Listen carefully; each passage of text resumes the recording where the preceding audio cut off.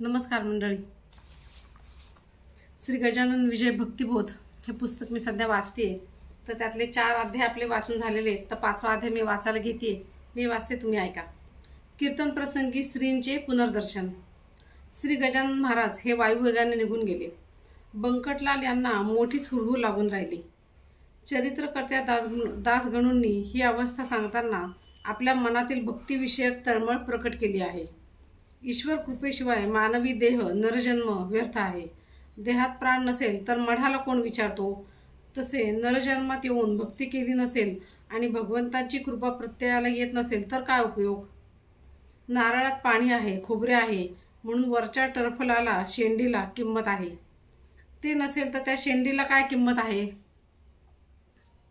उलट देवाची कृपा भाकावी, त्याला शरण जावे. तसे करून आपल्या जीवनातील दुःख कष्ट नष्ट व्हावेत अशी प्रार्थना करावी. प्रार्थना केल्याशिवाय कृपा प्रसाद कोण देईल बरे, हा अगदी साधा प्रश्न आहे. बंकटलालचे मन अस्वस्थ. उष्ट्या पत्रावळीतील शीत वेचणारा, अन्न हे परब्रह्म याची जाणीव करून देणारा, गढूळ पाणी प्राशन करून अभेद दृष्टी निर्माण करणारा असा अवलिया भेटला खरा, पण तो निघून गेल्याने बंकटलालचे मन अस्वस्थ झाले. त्याला अन्न पाणी गोड लागेना. सतत डोळ्यांसमोर श्री गजानन महाराज यांचेच रूप येऊ लागले. त्यांच्या भेटीचा पुनर्दर्शनाचा ध्यास लागला. सतत त्याला श्रींचा सर्वत्र भास होऊ लागला. ध्यास लागतो म्हणतात ना, तो तसा असतो. चुकलेल्या गायीची तिच्या वासराला जशी आस लागून राहते तशी अवस्था बंकटलालची झाली. ही गोष्ट कुणाला सांगावी हेही उमगेना. वडिलांजवळ गोष्ट बोलावी तर तसाही मनास धीर होईना. डोक्यात विचारांचे काहूर माजले. त्याने संपूर्ण शेगाव धांडोळले. वडिलांनी त्याची मनस्थिती पाहून चित्त अस्वस्थ होण्याचे कारण त्याला विचारले. मुखावर म्लानपणा होता. वृत्ती निरुत्साही झाली होती. हे सारे कशामुळे. तरुण वयाचा मुलगा असून तो एवढा चिंतातूर का, वडिलांनी विचारणा केली. शारीरिक व्याधी तर चिंतेचे कारण नाही ना, वडिलांनी पुन्हा विचारले. त्यावर काहीतरी थातूरमातूर सांगून पुन्हा बंकटलाल शेगावी हिंडू लागला. बंकटलाल यांच्या शेजारी एक रामाजीपंत नावाचे सदवर्तनी गृहस्थ होते. ते वयोवृद्ध होते. त्यांना बंकटलालने आपली मनोव्यथा सांगितली. ज्याच्या शोधात तू आहेस तो बहुधा योगी पुरुष असावा ही खूण गाठही त्यांनी सूचित केली. योगी पुरुष हाच असा असतो. अर्थात अशा योगी पुरुषांचे दर्शन होणे ही सुद्धा फार भाग्याची गोष्ट होय. बंकटलाला, तू तर त्यांच्या दर्शनाने धन्य झालास. आता मलाही तू घेऊन जा, त्यांचे दर्शन घडव. 4 दिवसांचा कालावधी लोटला.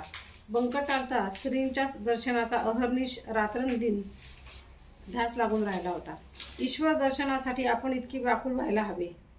कीर्तनस्थळी श्री प्रकटले. ईश्वर भेटीची तळमळ तीव्र झाली तरच ईश्वराचे दर्शन होते, हा भक्तिशास्त्राचा सिद्धांत आहे. मनबुद्धीसहित आपण 2 पावले चालण्यासाठी तत्पर झालो तर देव 4 पावले पुढे टाकून भक्तासाठी धावून येतो. तसा प्रत्यय बंकटलालला आला. गोविंदबुवा टाकळीकर नावाचे कीर्तनकार होते. उत्तम कीर्तन करीत. शेगाव येथील शंकराच्या मंदिरात त्यांचे कीर्तन ठरले होते. बंकटलालही तेथे आला. वाटेत त्याला पितांबर नावाचा शिंपी भेटला. ते दोघेही कीर्तनस्थळी निघाले. तेथेच त्यांना पाठीमागे श्री गजानन महाराज बसलेले दिसले. कीर्तनाऐवजी ते दोघेही श्रींकडेच धावले. एखाद्याला धनसाठा सापडावा नि तो त्याकडे धावावा तशीच अवस्था झाली. त्यांनी श्रींना विचारले, महाराज काही खाण्यासाठी आणू काय. त्यावर ते म्हणाले, तुला गरज असेल तरी आण झुणका भाकरी. त्यांनी चटकन अर्धी भाकरी आणून श्रींच्या हातावर ठेवली. श्री म्हणाले, ओढ्यावर जा आणि तांब्याभर पाणी आण. त्यावर पितांबराने सांगितले, ओढ्यात पाणी आहे, शिवाय ते जनावरांनी घाण केले आहे, पिण्यासाठी ते योग्य नाही. त्यावर श्री म्हणाले, नाल्याचेच पाणी घेऊन ये. पितांबराने ओढ्यात तांब्या टेकवला आणि तो टेकवताच तिथे खळगा पडून थोडेफार पाणी तांब्यात भरून घेता आले. चमत्कार असा झाला की नाल्यातले घाण पाणी तांब्यात मात्र स्वच्छ पाण्यासारखे दिसू लागले. हा चमत्कार खरा, पण यातील अन्वयार्थ असाही सांगता येईल की दृष्टीला जरी घाण पाणी दिसले तरी श्रींची आज्ञा कानी पडताच त्यांच्या शब्दब्रह्मण श्रवण शक्तीचा प्रभाव म्हणा वा परिणाम म्हणा, डोळ्याला ते पाणी स्वच्छ दिसू लागले. श्री गुरु कृपा दृष्टीने असा ज्ञानपारठ होऊ शकतो हे पाणी सर्वांनाच स्वच्छ दिसून आले असेल असेही नाही, ते फक्त बंकटलाल व पितांबर यांना स्वच्छ दिसले असणार. कारण गुरुकृपा दृष्टी ही श्रवण मात्रे घडून येऊनही ज्ञानचक्षुने असा पालट घडून येऊ शकतो.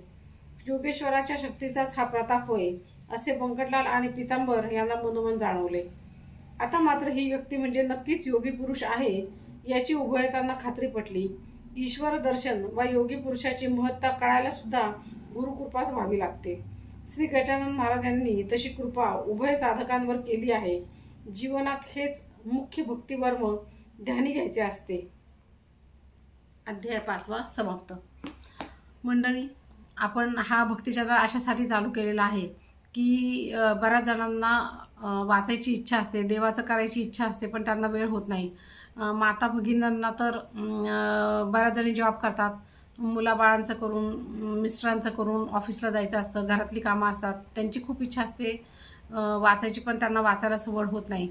संध्याकाळी परत आल्यावर त्यांची कामं असतात. आपले बरेच जण बांधव असे आहेत की पुरुष मंडळी की त्यांना सुद्धा वाचायची इच्छा असते, पण प्रत्येक कोण IT मध्ये काम करते, कोण कुठे, तर वाचायला सवड होत नाही. तर ॲटलिस्ट तू ह्या सगळे अध्याय तुम्ही ऐकायला सुरुवात करावेत असं अगदी मला मनोमन वाटतं. जर तुम्ही स्वतः वाचले तर त्याहून सोन्याहून पिवळं, पण अजिबात काहीच न होण्यापेक्षा जर 4 परमार्थाच्या गोष्टी जर कानावर पडल्या तर त्याचा तुम्हाला खूप फायदा होईल, तुमचं मन कणखर होईल. सध्या तर बाहेर इतकं असं वातावरण आहे की पावलोपावली माणूस डिप्रेशनमध्ये जाताना दिसतोय. प्रत्येकाला अनेक वेगवेगळे प्रॉब्लेम्स आहेत. तर ह्या सगळ्यातून बाहेर पडण्यासाठी परमार्थ हा एकच उपाय आहे. तर आपल्या चॅनलवर गुरुचरित्रचे सगळे अध्याय मी वाचलेले आहेत. ते पहिल्या अध्यायापासून तुम्ही ऐकायला सुरुवात करा. शिवलीलामृत मी श्रावण महिन्यापासून वाचायला सुरुवात केलं होतं. तर त्याचे पण काही अध्याय आपले मराठीतले कथा वाचलेल्या आहेत, त्याच्या ओव्या वाचलेल्या आहेत मी, तर त्या तुम्ही ऐकायला सुरुवात करा. आता मी गजानन विजय हेही वाचते. तर तुम्हाला जशी सवड होईल तसं देवाचं ऐकायला सुरुवात करा. रोज सकाळी 15 मिनटं, संध्याकाळी 15 मिनटं आवर्जून काढा आणि हे सगळं ऐकायला सुरुवात करा. आणि आपला चॅनल अशा लोकांपर्यंत पोहोचवा की ह्या चॅनलची ज्यांना खरंच गरज आहे. तर त्यासाठी आधी लाईक करा, शेअर करा आणि सबस्क्राईब करा.